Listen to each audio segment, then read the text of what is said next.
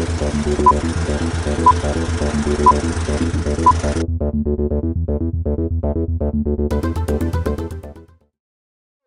welcome back to the season premiere. Not welcome back, just welcome. Woo. The season premiere of ReelTV. We have some changes a little bit. We have swivel chairs. Connor's hair. These are kind of cool. Yeah, new hair. Yeah, so new changes are in store for this season. Not that exciting, but... I'm the same. Yeah, Eric's still super boring and lame. Just kidding, he's awesome. But, yeah, summer movies. Summer movies sort of ended a couple weeks ago. The end of August. Expendables or Teenage Mutant Ninja Turtles was the last summer movie? Whichever one came out at the end, like the last weekend in August. Expendables. Kind of a bad way to go out. And Sin City 2, A Dame to Kill For. Yeah, I didn't see that. But no one did. There was a lot of great stuff that came out this summer, and there was a lot of not so great stuff that came out this summer. So let's just dig into what movies we love from the summer. Start from the bottom and now we're here, or like start from the top and then go to the bottom? Should we just do it by genre? Let's just go by genre. All right, let's action. It's the summer of action. So let's just go, obviously. Spider-Man 2? Spider-Man 2. So disappointed. See, I really liked it. I saw it a couple times in theaters. Loved I got the Blu-ray. Cried my eyes out. Super great. I thought it was just, they're doing too much. And like Andrew Garfield's even like spoken out against the producers. And I totally agree. I think, and I read this really interesting article about how superhero movies aren't focusing enough on the villains anymore. That's why The Dark Knight was so good. That's why Avengers is so good. It's because you had these fully fleshed out villains that make everything so good. And Loki, he's not your generic, oh, I want to blow up the entire world because it's there, like Red Skull or something. And I think Spider-Man 2, it just was like, they tried to do it. They tried to get all heartfelt with Max Dillon and Electro and Harry Osborn, blah, blah, blah.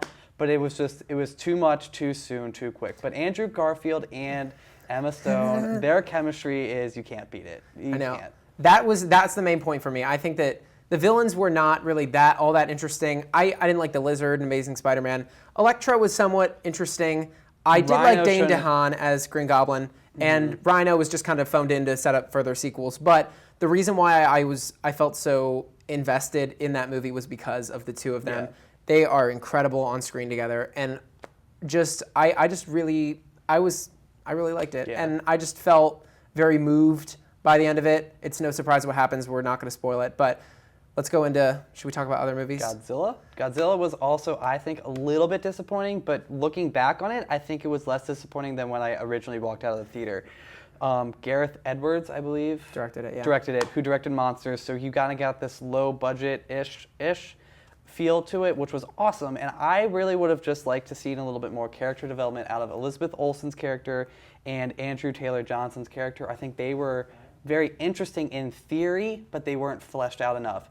And based on the trailers, you would have thought that Bryan Cranston was the main character. He was everything about that movie, but he's only in it for about a quarter of the movie. Yeah, I didn't like Godzilla. I think if you're going to wait that long to reveal the big set piece at the end, there needs to be enough substance with the characters that keeps me invested up until the big. Bryan Cranston was great, but he was really underused, and I didn't really. The hour in the middle was so boring, but yeah. I think Jaws is the perfect example of how a monster movie should really build to the reveal.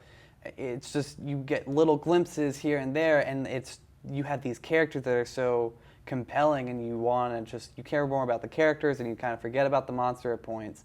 But I think that Godzilla just missed, and it's really just like, oh, we're just redoing this because there's going to be a sequel soon. So here's everything right now in your face, and then they're just sequels already, because like Mothra was already confirmed like in that movie. Like there's that little Easter egg, I guess. But so after that, we got couple July movies. I think the best, like my favorite action movies of the summer, I absolutely loved Snowpiercer, which was this. It had Chris Evans, and it was about this train, and the sort of rich lived in the front, and the impoverished live in squalor in the back, and it was so entertaining. The action was great. The story was great.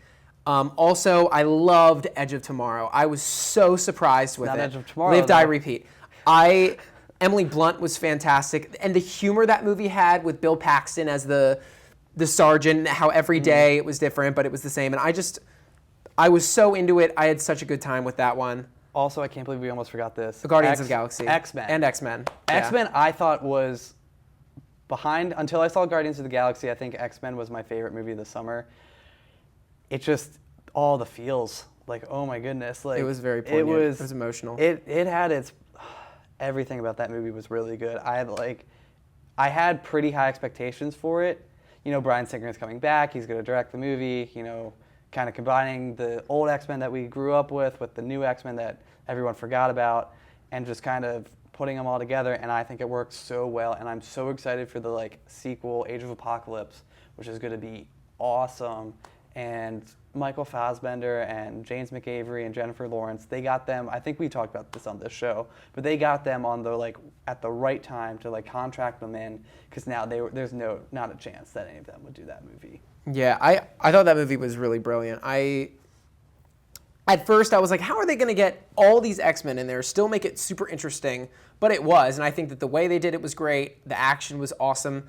They even got a new X-Men, Quicksilver, who he stole the movie. The scene where he's running in circles, and it just, that was great. And like, fun fact, Quicksilver's going to be in the new Avengers movie, so keep an eye out. Different character. But Quicksilver in the comics is Magneto's son. So they kind of hinted at that in the movie, so, you know, it's going to be interesting to see if they play out with that, and also everything with that lore. Yeah. But Guardians of the Galaxy, my favorite movie of the summer. Chris Pratt is quickly becoming America's sweetheart. You know, he's going to be in Jurassic World. He was in the Lego movie. And Guardians of the Galaxy was awesome. My favorite character was Rocket Raccoon. I mean, I've liked Rocket Raccoon since like the comic books. What about Groot? I am Groot. I love Groot. I mean, you can't not love Vin Diesel. And like, Vin Diesel, props to him. He recorded like saying "I am Groot" over 1,000 times in like 6 different languages. Like, ridiculous. Like, so if you're hypothetically seeing this movie in Portugal, it's still gonna be Vin Diesel's voice. It's not gonna be a voiceover. Awesome. But yeah, go. Yeah, Guardians of the Galaxy was probably the most fun I've had at the movies this summer. That and Edge of Tomorrow, because I was just so. I mean, before, obviously the reviews were really positive going into it, but I felt like earlier this summer, everyone was kind of hesitant about it and now it's the highest grossing movie of the whole summer, which says a lot about how great it is. And like, it came out, released, it was #1 in the box office. Second week, Turtles came out. But it's been first again and again and again. But we don't have a lot of time left, so let's kind of go into other stuff. Dramas. Dawn of the Planet of the Apes? Dawn of the Planet of the Apes. That was incredible. I absolutely loved Dawn of the Planet of the Apes. Probably the best visual effects of the whole summer. Yeah, and like, for a movie that with very little dialogue and very little human characters, Andy Serkis deserves an Oscar. I'm going to be honest right now. If he doesn't get some sort of Oscar in the next 2 years, all faith in the Academy is gone. That man puts in everything to his performances. So much more than almost a regular actor, because he has to be so expressive as Caesar, and then he's also acting still with talking, and it's incredible. I think one thing I love about it is that the movie was almost like this war with the humans themselves, this war between the apes themselves, and then this sort of battle between the two of them. Obviously, Andy Serkis was incredible. The human characters really didn't draw me in that much. Gary Oldman was all right. I really wasn't that compelled by the main character. Yeah, I wasn't really that compelled with their Don't even know his on. name, so that tells you a lot. But dramas. Boyhood was, I don't know if you saw Boyhood. So good. Fault in Our Stars I really enjoyed. I know that like I saw it surrounded by like 8-year-olds with tissues, but I read the book. I liked it. I was so in for the movie, and the two of them are great. I really want to see Frank. Like, I don't know if that's still considered a summer movie. I don't know when it was officially released or what, but I think that movie looks awesome. Frank, yeah. Yeah, because I mean, it's so unique and just like really, I really just want to see it. I think it looks good. Yeah, I know they were playing it at a theater near me, but I saw What If instead, which was a bad choice because that movie was not very good. But wrapping it up, any comedies that we really didn't get into comedies that much. I just, none of them just really piqued my interest. 22 Jump Street just seemed like a rehashing of 21 Jump Street. See, the reason why 22 Jump Street was so good was that it knew that it was a rehash of the first one, and it poked fun of itself because of that. And I think the two of them, like, best bromance ever. They are so funny together. I do regret not seeing that in theaters, and I also would have liked to have seen Neighbors. Neighbors looked really funny. Neighbors was funny. But there were a lot of really crappy comedies like Tammy and Sex Tape and Let's Be Cops. Like, a lot of just awful bottom-of-the-barrel stuff. It makes me so sad that Let's Be Cops was bad. It was absolutely atrocious. It was awful. I love Jake Johnson so much. He's so funny. Yeah, and I like Damon Wayans because Happy Endings is, like, one of my favorite shows ever. But thank you for watching the first discussion on ReelTV. I'm Connor Smith. I'm Eric Dowling, who's not on camera, but I've done finger guns way too much today. Pew, pew, pew. Yeah, but yeah, thank you guys for watching. We'll stay tuned for news, entertainment. And there's going to be, this season's just going to be incredible. Like, mind-blowing. Like NCIS, Big Bang Theory, ReelTV. Best shows on television. M. Night Shyamalan twist. M. Night Shyamalan twist, yeah.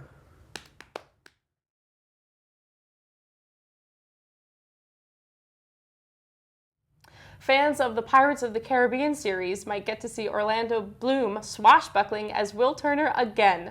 During an interview, the Desolation of Smog actor admitted he's negotiating with producers over a comeback to the Pirates of the Caribbean franchise in the 5th movie. In the first 3 Pirates movies, Bloom played the role of pirate Will Turner, but did not reprise the role in the 4th installment on Stranger Tides in 2011.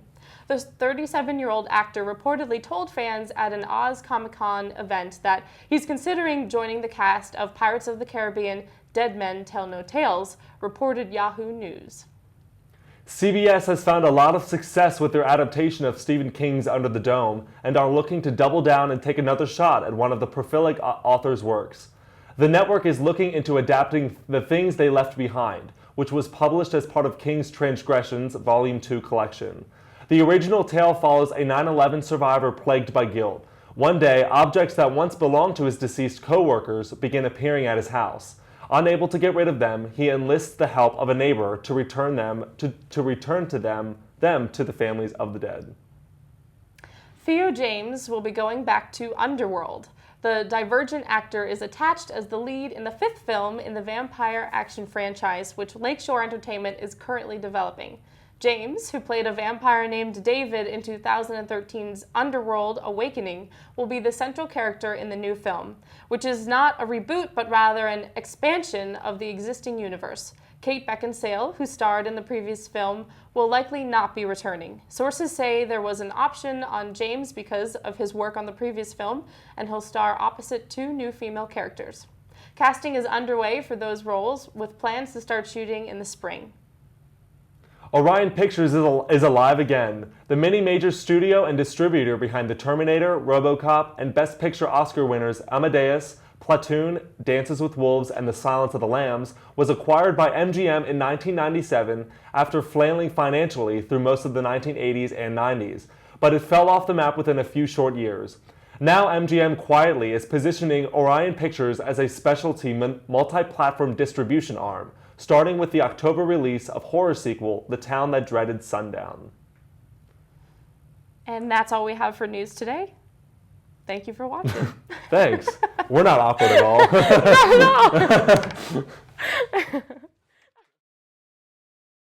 Hello and welcome back to ReelTV. It's time for ReelTV Trivia. I'm your host, Brian C. Capon, and we're going to meet our contestants today. Brand new people to ReelTV this year. Go down and say your names. My name is Tara. I'm Rachel. And I'm Brian. All right, are you guys ready to play? Yeah. All right, it's pretty simple. Multiple choice questions. Answer only after I say all 4 answers. All right, first question. Which of the following is not a member of the Furious 5 and the Kung Fu Panda franchise? Monkey voiced by Jackie Chan, Crane voiced by David Cross, Cheetah voiced by Drew Barrymore, Viper voiced by Lucy Liu, or Mantis voiced by Seth Rogen? Rachel. Cheetah. Okay, what about you two? What do you say? Mantis, Seth Rogen. Mantis. Sarah, what do you say?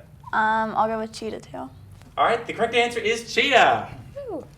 So Rachel and Tara, you get a point. The 5th member is Tigress, who is voiced by Angelina Jolie. All right, so that's the first question. Let's get the second question done. Who of the following is not an actor who played James Bond in the 007 franchise?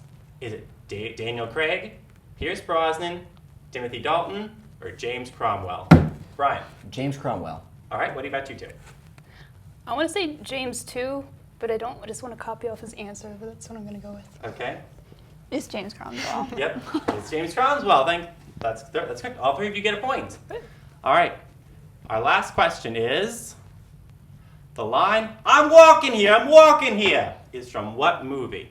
Is it Midnight Cowboy, Guardians of the Galaxy, Casablanca, Grown Ups 2, or Jerry Maguire? Brian. Midnight Cowboy. All right, what about you two? I'm going to say Casablanca because it sounds old-timey. Okay. Jeremy Maguire. All right, the correct answer was Midnight Cowboy. Yes.